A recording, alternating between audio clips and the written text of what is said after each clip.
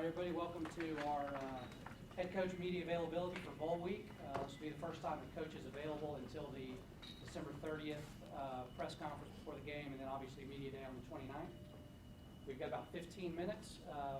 Coach, once you're settled, you just give us a quick opening statement on how early Bowl Week preparations have been going for you, and then we'll get right into some Q&A. All right. Well, hey, just hope everyone had a very Merry Christmas and enjoying a very happy holiday season that I hope continues for each and every one of you and your family.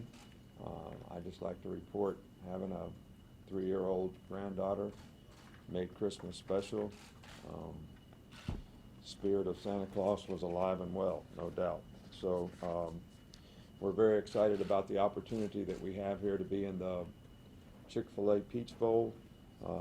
And we'd certainly like to thank all the people who work hard for this bowl game, especially Gary Stoken, who heads it all up and makes it happen, for doing a great job to host our team, as well as the city of Atlanta, which has always been a great host, for our team. I'm particularly proud of the fact that we have 21 graduates that are going to participate in this game, 3 guys that have master's degrees, and this is always something that we really emphasize with our players to develop a career off the field, and we're very, very proud of the success that we've been able to have in that regard. We had very good practice days back in Tuscaloosa, but now it's time for everybody to refocus and recenter on the things that we can control in terms of our mindset, our intensity, our sense of urgency, of how we pay attention to detail and practice here in Atlanta to get to where we can go out and execute against a very, very good Washington team and do the things that we need to do to have a chance to be successful. So that's going to start with us this afternoon, and hopefully our players will get right into it and we'll be ready to go. So we're looking forward to the opportunity and the challenge that our team has presented for us by having the opportunity to play in this playoff game. Thanks, Coach. All right, we'll go ahead and open up for questions. Raise your hand. Okay, right here in the front. Yeah, just go ahead. They're doing fine. They're doing well. They practice for the most part, the whole time. So we're encouraged by the progress that they've made, the practice that they've had, and the way they're going about their work to be able to participate and do a good job in this game. Nick, this is the 3rd time for Alabama to be in the playoffs. You've made the point that this is different because if you win the game, there's another game. It's like the NFL playoffs. What have you learned over the last couple of years? Does it impact your preparation at all, knowing there's another game if you win? No, I think in the playoffs you're all in. You got to go 1-0 every week, or you're out. And I think the players have to understand that we need to do the very best job that we can to win this game. If we create an opportunity for ourselves to play another game, then we've got to recenter and refocus what we need to do in that particular game. So what I've learned about this game is your mindset of, is this a bowl game or is this a playoff game? Which I think every player has to decide for himself, every coach has to decide for himself, because we are trying to create a balance for everyone in our organization, because it is a playoff game. Over here. Hey, how has Rashawn done the last couple of weeks? What have you seen from him in practice? Sorry? Hey, I said, what have you seen from Rashawn Evans? Sean Evans has done a really good job. He's been a player that's played for us a lot, and when he's played well. And I think the additional repetitions that he got back home for the 7 practices that we had certainly has improved his confidence and his ability to execute on a consistent basis. And he's always been a guy that's very aggressive, fast, good tackler, good blitzer, gives us a little extra in pass rush at times. So this is a guy that can make a real positive contribution to the team, and we're looking forward, and our expectation is he'll play very well for us. All right, please do speak up a little bit so everybody can hear your question. We'll go right here. Coach, you lost a very productive, good player, Ryan Kelly, last year. Just wonder what you've seen from Bradley this year, how consistent he's been. I think Bradley's one of the guys that, if you're going to have an unsung hero on your team, he would certainly be the guy that I would vote for, only because he had big shoes to fill, and he did a fantastic job, not only in his ability to execute at his position, but the confidence and the leadership that he provided in helping other players on the offensive line play extremely well by making the right calls and playing with confidence and focusing on what they needed to do and not worried about what they shouldn't be doing. So I think that's always important in being aggressive, and it's certainly important in being aggressive and physical in the offensive line. So I can't say enough about the good job that he's done for us all year long. Okay, David? Nick, going back to the mindset of bowl game or playoff game, what have you conveyed to like Bill Hancock and the CFP people about just a lot of the things they require from the teams this week, and have they made adjustments to accommodate those issues? Well, yeah, we've made some comments about some of the things, but I think everyone is in agreement that we're trying to create a balance, for the players in terms of them having the proper time to focus on what they need to do to go play well because of the opportunity that they've created for themselves, and still have somewhat of an experience from a bowl game standpoint that would not be too intrusive in terms of what they want to try to accomplish as a team. So everybody has been open about how we can all manage this the best for the players, and I think everybody's doing the best they can to try to, make that happen for the players. Okay, right here? Going off that, with how detailed their schedule is throughout the entire week, how important is it to you talk about keep them loose, and whose job is to keep them loose and make sure that they have time to themselves and not on that strict schedule so much? Well, I think that the most important thing about all this is, what kind of mindset do you have? No different than any of us in terms of what we do or what you do. When you're focused and something's important to you, you sort of manage the circumstance that you're in, the distractions that you have. You find a way to make time for yourself so that you have quiet time, but you also find a way to be very focused and pay attention to detail when you need to, so that you can do a good job because it's important to you. And I think if you have the right mindset, you can manage all these things because you don't look at them as distractions. You just look at them as opportunities, and you also look at it as an opportunity to refocus when you need to, and that's what we try to emphasize with our players. Okay, great, thank you. Nick, what are your impressions of number one for them, for receiver, and what does he do that makes him a tough match? Well, he's probably the best receiver we played against all year in terms of his production, the way he's used, the diversity that he has as a player. He's got great speed. He can get on top of people. He's a good run after the catch guy. So he's an outstanding player in every regard, and he's been very productive for them, and it's going to be important for us to do a really good job against him in this game because he makes a lot of explosive plays for them. Okay, right here in the front, Coach? How would you compare, talk about handling distractions, handling the preparation leading into this game? How would you compare this year to the last 2 years, 14 months ago last year? Well, I guess no matter how many press conferences that we have, and I say I don't want to make comparisons, and I say I don't want to answer hypothetical questions, you all continue to ask them, which I have respect for, I understand.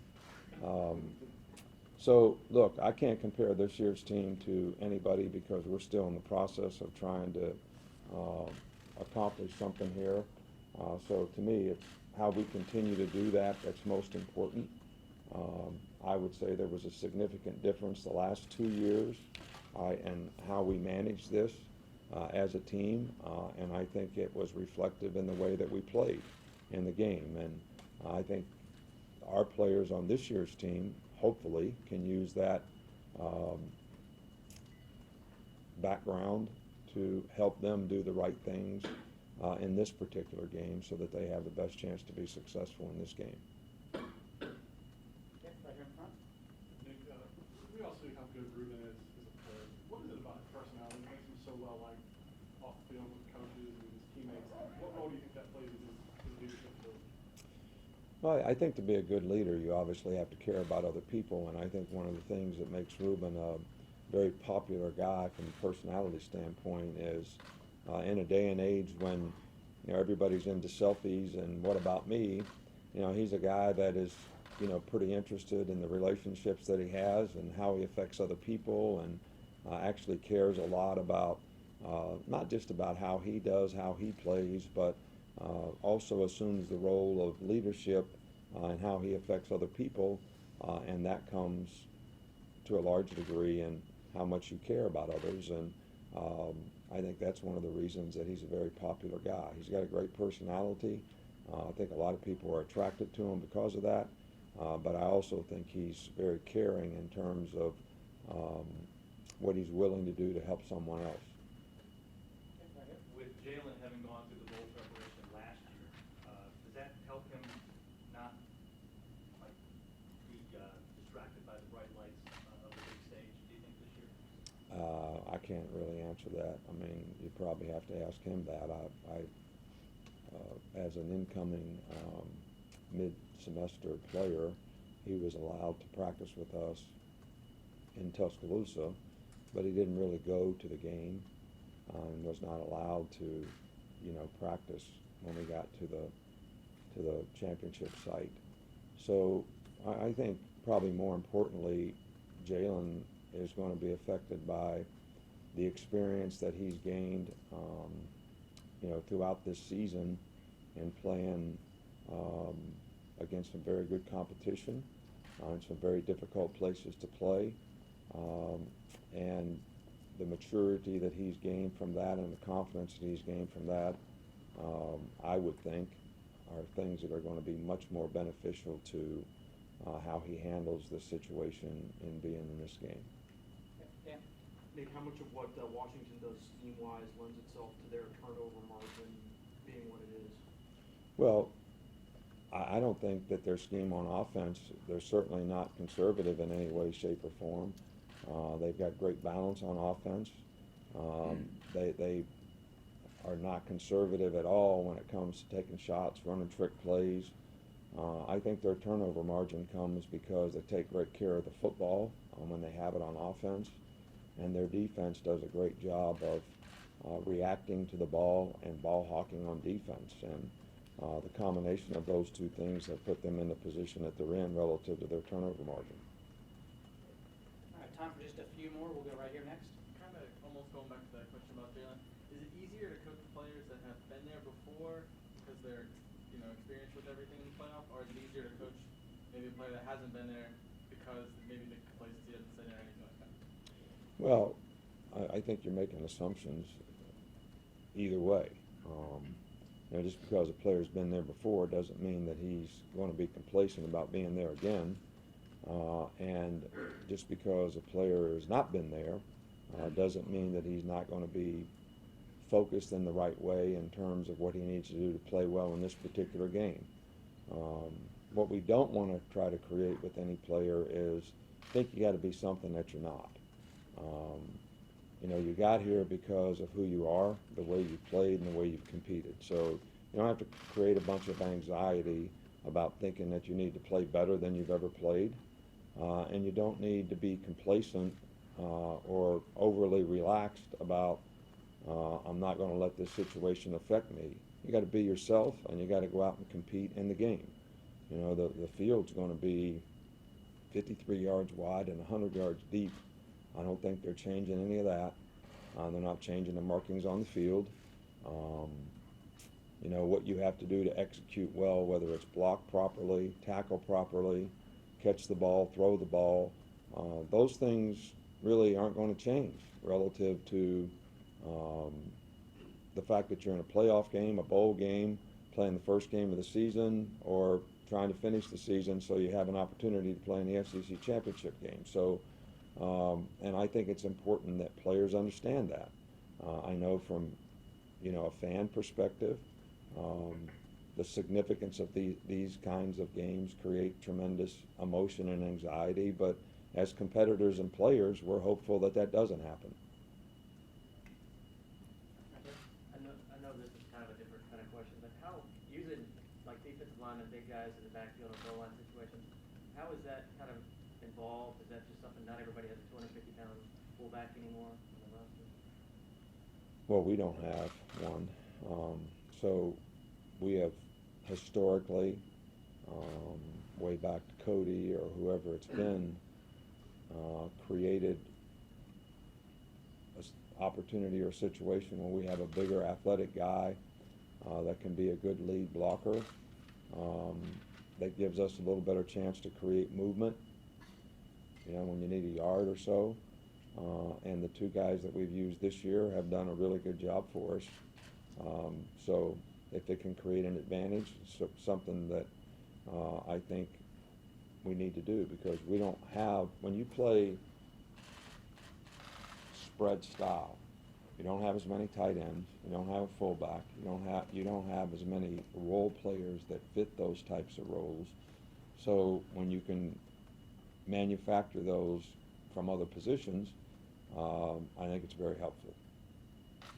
All right, last question, over here, yep. Nick, what have you seen on tape from Washington secondary, and just overall, how talented of a group is that? Well, they're very good. They got length at corner. They're very good cover guys. I think the scheme that they play, they don't make a lot of mistakes. They're sort of a little bit Seattle Seahawk-like in the fact that we're going to do what we do, and we're going to do it really, really well. They do a great job of executing the things that they play. They do a great job of breaking on the ball, reading the quarterback's eyes, and that's why they have made a lot of plays on the ball, in my opinion. And they tackle well, they run support well, and they execute what they do extremely well. So, and I think that's what makes them a very effective unit. All right, that'll do it, thank you, Coach. All right, thank you.